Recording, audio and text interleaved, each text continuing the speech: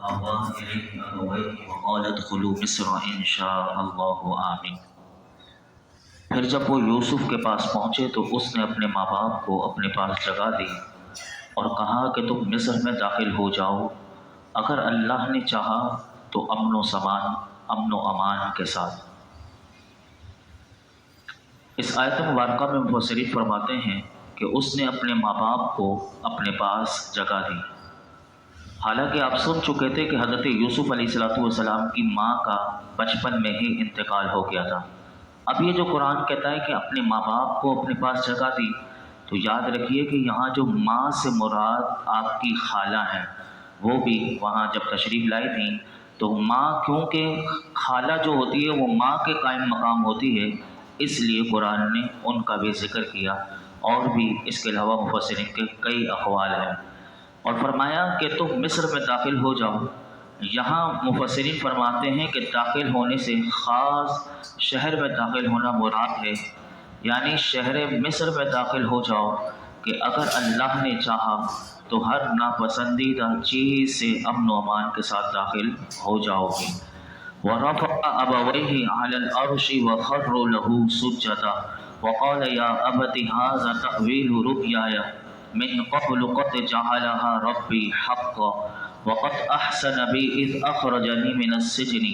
وَجَاءَ بِكُم مِّنَ الْبَدْوِ مِن بَعْدِ أَن نَّزَغَ الشَّيْطَانُ بَيْنِي وَبَيْنَ إِخْوَتِي إِنَّ رَبِّي لَطِيفٌ لِّمَا يَشَاءُ إِنَّهُ هُوَ الْعَلِيمُ الْحَكِيمُ۔ اور اس نے اپنے ماں باپ کو تخت پر بٹھایا اور سب اس کے لیے سجدے میں گر گئے، اور یوسف نے کہا، اے میرے والد، یہ میرے پہلے خواب کی تعبیر ہے، بے شک اسے میرے رب نے سچا کر دیا، اور بے شک اس نے مجھ پر احسان کیا کہ مجھے قید سے نکالا اور آپ سب کو گاؤں سے لے آیا، اور اس کے بعد شیطان نے مجھ میں اور میرے بھائیوں میں ناچاکی کرواتی تھی۔ بے شک میرا رب جس بات کو چاہے آسان کر دے، بے شک وہی علم والا حکمت والا ہے۔ جب حضرت یوسف علیہ السلام اپنے والدین اور اپنے بھائیوں کے ساتھ مصر میں داخل ہوئے اور دربار شاہی میں اپنے تخت پر جلوہ افروز ہوئے، تو آپ نے اپنے والدین کو بھی اپنے ساتھ تخت پر بٹھا لیا۔ اس کے بعد والدین نے اور سب بھائیوں نے آپ کو سجدہ کیا۔ یہ سجدہ تعظیمی اور عاجزی کے اظہار کے طور پر تھا، اور حضرت یعقوب علیہ السلام کی شریعت میں یہ سجدہ کرنا جائز تھا۔ اب اس کو کوئی یہ نہ سمجھے کہ یہ سجدہ عبادت تھا، اس کو سجدہ تعظیمی کہتے ہیں۔ اور جیسے کہ ہمارے یہاں اگر کوئی مفتی ہو، عالم ہو، کوئی عظمت والا شخص ہو، تو اس کی تعظیم کے لیے کھڑا ہونا، مصافحہ کرنا اور دست بوسی کرنا یہ جائز ہے۔ اور یہ بھی یاد رکھیے گا کہ کسی بھی شریعت میں سجدہ عبادت جو ہے وہ اللہ رب العالمین کے علاوہ کسی کے لیے بھی جائز نہیں ہوا اور نہ ہو سکتا ہے، کیونکہ سجدہ عبادت یہ صرف اللہ کے لیے ہے۔ اگر کوئی کسی کے لیے کرے گا سجدہ عبادت، یہ یاد رکھیے گا، ایک ہوتا ہے سجدہ تعظیمی، ایک ہے سجدہ عبادت۔ پہلی شریعت میں ہو یا آج کی شریعت میں یا ہمیشہ، کبھی بھی سجدہ عبادت صرف اللہ کے لیے تھا اور کسی کے لیے نہیں تھا۔ سجدہ تعظیمی پہلی شریعت میں جائز تھا، میرے آقا علیہ السلام نے اپنی امت میں یہ بھی ناجائز فرما دیا، اور اس امت میں، ہماری حضور کی امت میں، سجدہ تعظیمی بھی جائز نہیں کہ کوئی کسی کے لیے تعظیماً اس کو سجدہ کرے، یہ بھی جائز نہیں۔ اگر کوئی سجدہ تعظیمی سے متعلق اگر پڑھنا چاہے اس پر دلائل کہ یہ کیوں حرام ہے اور کیوں اس کو منع کیا گیا، تو فتاوی رضویہ کی 22ویں جلد ہے، اور اس میں اعلیٰ حضرت کا ایک رسالہ ہے، زبدۃ الزکیہ فی تحریم سجود التحیہ، کہ غیر اللہ کے لیے سجدہ تعظیمی کے حرام ہونے کا بیان، یہ پورا اعلیٰ حضرت نے اس پر ایک رسالہ لکھا۔ اگر کوئی یہ دلائل سے پڑھنا چاہے تو وہ 22ویں جلد میں آپ کو رسالہ مل جائے گا۔ حضرت یوسف علیہ السلام نے جب والدین کو اور بھائیوں کو سجدہ کرتے ہوئے دیکھا تو آپ نے اپنے والد کو کہا، کیونکہ سورت کے شروع میں آپ سن چکے تھے کہ آپ کو ایک خواب دکھایا گیا تھا کہ چاند ستارے آپ کو سجدہ کر رہے تھے. ستاروں سے مراد بھائی تھے، چاند سے مراد والدین تھے. جب اس خواب کی تعبیر حقیقت میں ہوئی، بچپن میں خواب اللہ نے چاند اور ستاروں کی صورت میں دکھایا تھا کہ چاند ستارے آپ کو سجدہ کر رہے ہیں، اور اس کی تعبیر آپ کے والد نے بتا دی تھی. تو آپ نے جب یہ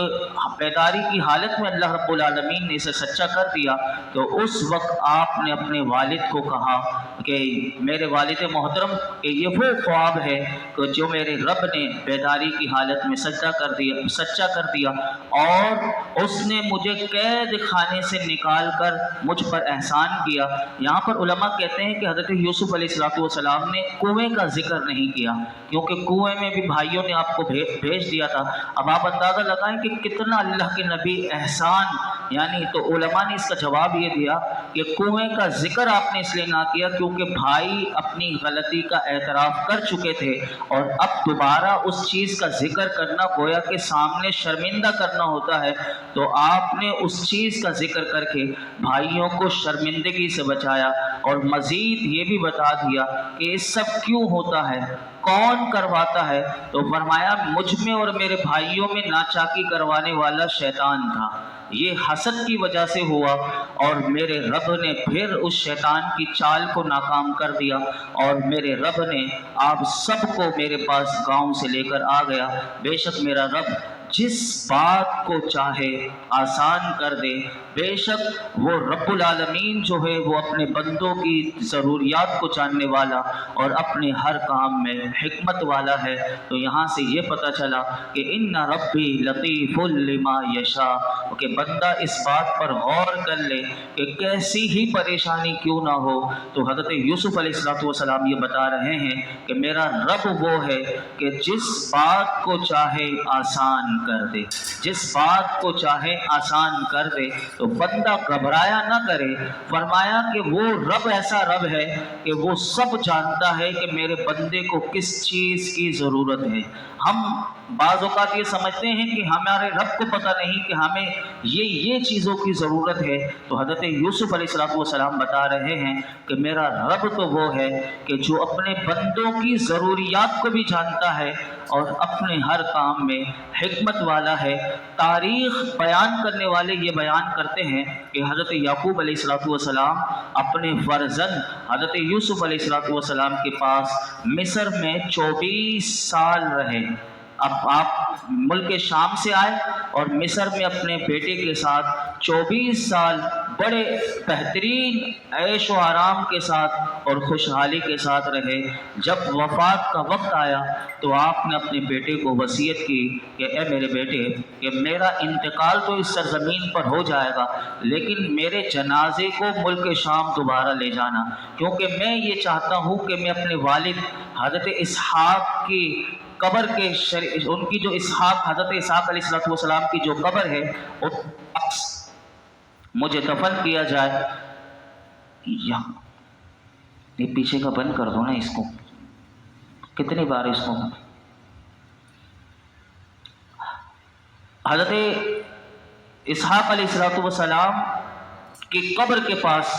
مجھے دفن کیا جائے. اس وصیت کی تعمیل کی گئی، اور آپ کا جب وصال ہوا تو حضرت یعقوب علیہ السلام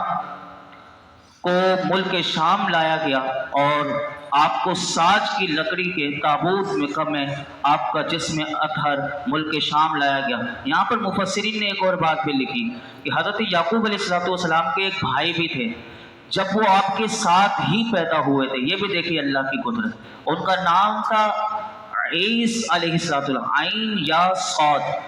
حضرت عیس علیہ السلام یہ بھی آپ کے ساتھ پیدا ہوئے تھے. جب آپ کا انتقال ہوا تو ان کا بھی ان کے ساتھ انتقال ہوا. اللہ اکبر. دونوں صاحبوں کی عمر مفسرین نے لکھا کہ 147 سال یا 145 سال ان دونوں صاحبوں کی عمر تھی. اور حضرت یوسف علیہ السلام نے اپنے والد اور اپنے چچا کو ایک ہی قبر میں دفن کیا، اور ملک مصر سے لے کر اور وہاں ملک شام میں لے کر آئے. اب جب اپنے والد کو دفن کر دیا تو پھر ایک دعا مانگی، اور وہ جو دعا آپ نے کی وہ دعا یہ تھی، رب قد آتیتنی من الملک وعلمتنی من تأویل الاحادیث فاطر السماوات والارض انت ولی فی الدنیا والآخرہ توفنی مسلما والحقنی بالصالحین۔ فرمایا اے میرے رب، بے شک تو نے مجھے ایک سلطنت دی اور مجھے خوابوں کی تعبیر نکالنا سکھا دیا۔ اے آسمانوں اور زمین کے بنانے والے، تو دنیا اور آخرت میں میرا مددگار ہے، مجھے اسلام کی حالت میں موت عطا فرما اور مجھے اپنے قرب کے لائق بندوں کے ساتھ شامل فرما۔ حضرت یوسف علیہ السلام نے اس میں یہ دعا مانگی کہ آپ نے یہ بتا دیا لوگوں کو کہ اسلام کی حالت میں موت عطا ہونے کی اللہ کی بارگاہ میں دعا مانگنی چاہیے، اور اس میں یہ تعلیم ہے کہ بندہ حسن خاتمہ کی ہر وقت دعا مانگتا رہے۔ اللہ کے نبی ہو کر اللہ کی بارگاہ میں دعا کر رہے، انت ولی فی الدنیا والآخرہ، کہ میرے مالک کہ تو ہی دنیا اور آخرت میں میرا مددگار ہے، مجھے اسلام کی حالت میں موت عطا فرما اور مجھے اپنے قرب کے بندوں کے لائق ان کے ساتھ مجھے شامل فرما۔ حضرت مفسرین فرماتے ہیں کہ حضرت یوسف علیہ السلام اپنے والد حضرت یعقوب علیہ السلام کے انتقال کے بعد 23 سال زندہ رہے، یعنی والد کا انتقال ہو گیا، اس کے بعد 23 سال آپ مزید زندہ رہے اور آپ کی بھی وفات ہوئی، اور آپ کا جب انتقال ہوا تو اہل مصر کے اندر اختلاف پیدا ہو گیا۔ ہر محلے والا یہ کہتا تھا کہ یہ کیونکہ اللہ کے نبی ہیں اور ہمیں ان سے برکت ملتی رہے تو ہم یہ چاہتے ہیں کہ ہم اپنے محلے میں آپ کو دفن کریں۔ تو آخر میں ساروں کی اہل مصر کی یہ رائے سے مشورے سے یہ طے ہوا کہ آپ کو دریائے نیل میں دفن کیا جائے گا، اور دریائے نیل میں جب دفن کیا جائے گا تو دریائے نیل کا جو پانی ہے کیونکہ وہ اہل مصر کو ملتا تھا تو پھر یہ طے پایا کہ دریائے نیل سے جو پانی ہے وہ آپ کی قبر سے چھوٹا ہوا گزرے گا تو اس کی برکت سے تمام اہل مصر فیضیاب ہوں گے۔ چنانچہ مفسرین کہتے ہیں سنگ رخام یا سنگ مرمر کا ایک صندوق بنایا گیا اور آپ کو دریائے نیل کے اندر دفن کیا گیا، اور آپ اس دریائے نیل میں 400 برس رہے، اور 400 برس کے بعد حضرت موسیٰ علیہ السلام نے اللہ کا حکم آیا کہ یوسف علیہ السلام کی قبر وہ یہاں سے ان کا جسم اور ملک شام میں ان کے آباء و اجداد کے پاس وہاں دفن ہو۔ ایسا لگائیں کہ حضرت یوسف علیہ السلام کی قبر کا پتہ بھی یہ بھی ایک بڑا دلچسپ، اس کا پورا حدیث پاک میں آتا ہے، تو وہ یہ آتا ہے کہ ایک حضور کی بارگاہ میں ایک شخص آتا ہے مانگنے کے لیے، تو وہ اونٹ مانگتا ہے، تو اس وقت صحابہ کہتے ہیں ہمیں اس وقت تعجب تھا